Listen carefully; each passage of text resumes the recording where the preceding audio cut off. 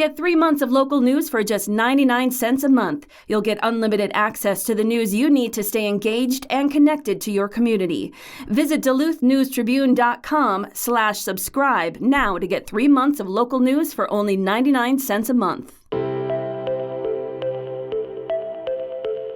Hello, Northlanders. It's Wednesday, June 5th. I'm Wyatt Buckner, the Duluth News Tribune Minute, presented by Minnesota Power Employees Credit Union. The average MPECU member saves over $785 a year in better rates and lower fees. And with MPECU, every ATM is your ATM.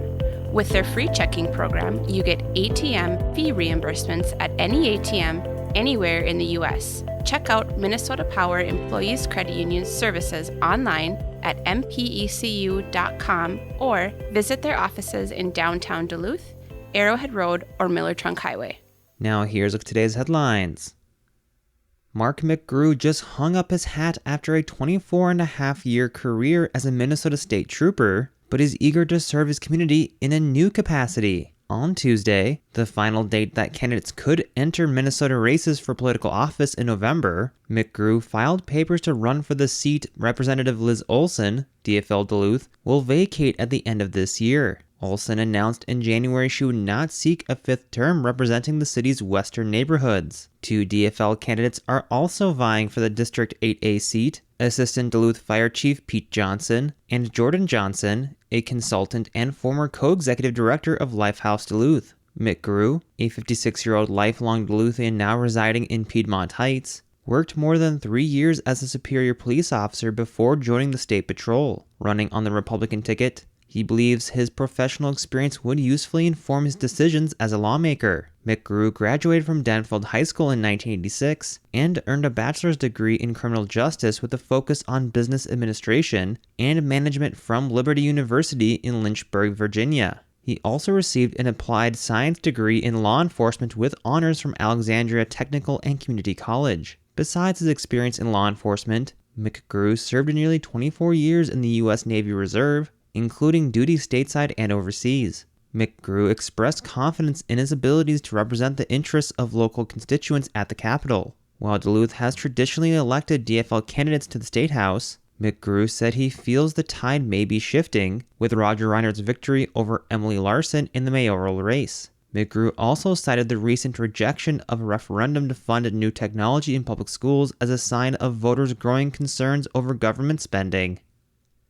Perennial candidate Harry Welty has mounted another bid for the Republican nomination in this year's 8th Congressional District election. Welty, 73 of Duluth, will face incumbent U.S. Representative Pete Stauber of Hermantown in the party primary for the 4th consecutive cycle. A former 3-term member of the Duluth School Board, Welty has been an outspoken critic of the current Republican Party and former President Donald Trump, who has again received Stauber's endorsement as he seeks a return to the White House. Welty has not fared well in his previous bids. He received 10.01% of the vote in 2018, 6.25% in 2020, and 8.98% in 2022, all 2 candidate races against Stauber.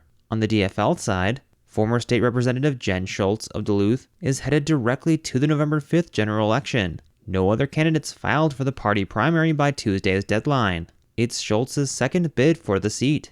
She easily defeated a primary opponent in 2022 before losing the election to Stauber by a margin of 57.18% to 42.72%.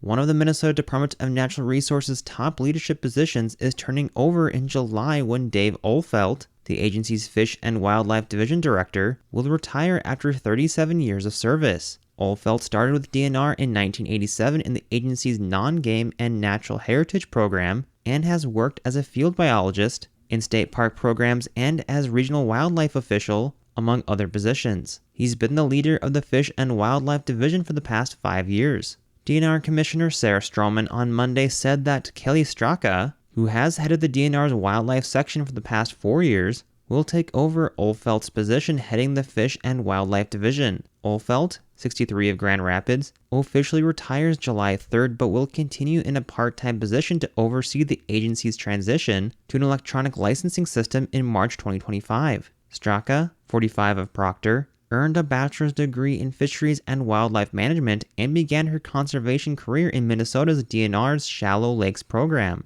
Her career then took her across the ocean to work with wildlife on the Big Island of Hawaii. She returned to Minnesota to pursue a dual degree program, earning a master's degree in public health and a doctorate in veterinary medicine, with a focus on wildlife health and interdisciplinary medicine. She served as the state wildlife veterinarian in Missouri and later as the wildlife health section supervisor for the state of Michigan. She returned to Minnesota to become the DNR's wildlife section manager in 2021.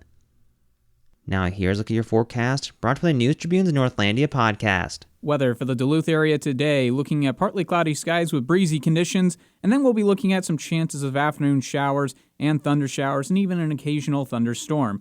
High temperatures in the mid-70s, getting down into the mid-50s for tonight. We'll be looking at a fairly overcast day for Thursday, and much cooler with high temperatures only in the low 60s. I'm Storm Tracker meteorologist Robert Pointer. Thank you to the Northlandia podcast for their support. The bi-weekly podcast explores curious and unique stories here in the Northland. The latest episode looks at how Jay Leno once poked fun at the News Tribune for censoring a movie ad in 1990. You can find that episode and others at DuluthNewsTribune.com or wherever you also get this podcast. Reporting for today's episode was done by Peter Passy, Tom Olson, and John Myers. Thank you for listening to Duluth News Tribune Minute. Have a great day, and we'll see you back here tomorrow.